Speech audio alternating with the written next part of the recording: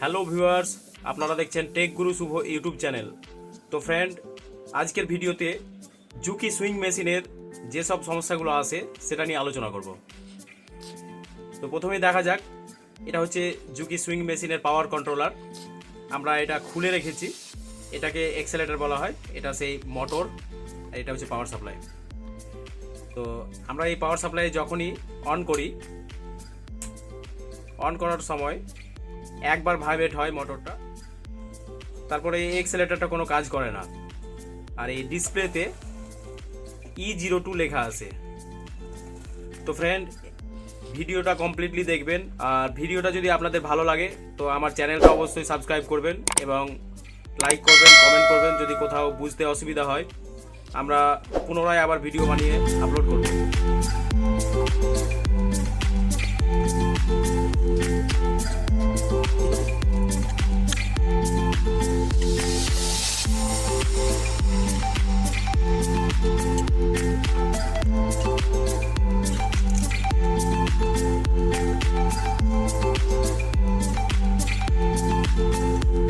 একটু লক্ষ্য রাখবেন আপনারা, এই যে আইজিবিটিগুলো রয়েছে এগুলোর ওপরে এক ধরনের লিকুইড পড়ে আছে। আপনারা লক্ষ্য রাখবেন যে লিকুইড পড়ার কারণেও কিন্তু আইজিবিটিগুলো শর্ট হতে পারে। আমরা প্রথমে চেক করে নেব যে কোন আইজিবিটিগুলো খারাপ হতে পারে।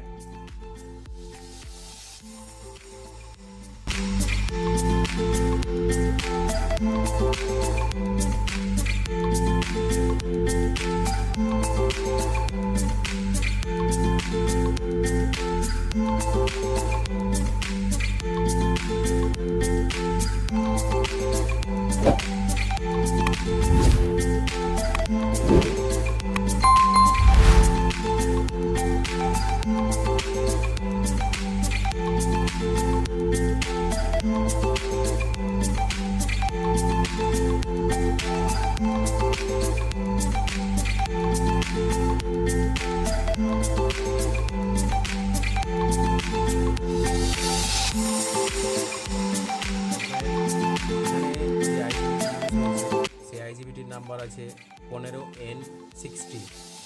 এই আইজিবিটিটা মার্কেটের লোকাল লাগানো আছে, ওই জন্য এই জায়গাতে হয়তো বেশিক্ষণ টিকছে না। তো আমরা এখানে অরিজিনাল ইউজ করব। আপনারা লক্ষ্য রাখবেন যে এই আইজিবিটিগুলো যদি অরিজিনাল না লাগানো যায় তাহলে কিন্তু বেশিক্ষণ টিকবে না, বারবার পাওয়ার সাপ্লাই শর্ট হয়ে যাবে। তো এখানে আমরা অরিজিনাল আইজিবিটি ইউজ করব। এটা হচ্ছে সেই অরিজিনাল আইজিবিটি। এই আইজিবিটি আমরা ব্যবহার করবো এখানে।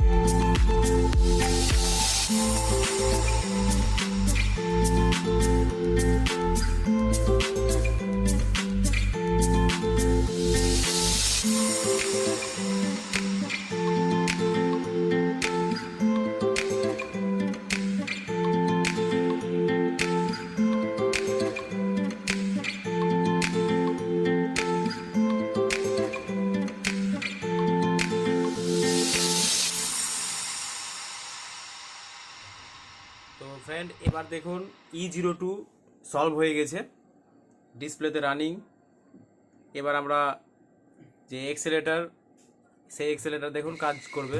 এই দেখুন মোটর ঘুরছে। তো ফ্রেন্ড, এইভাবে E02 প্রবলেম সলভ করা যায়। ভিডিওটা ভালো লাগলে অবশ্যই চ্যানেলটা সাবস্ক্রাইব করবেন। ভালো থাকবেন, সুস্থ থাকবেন, ধন্যবাদ।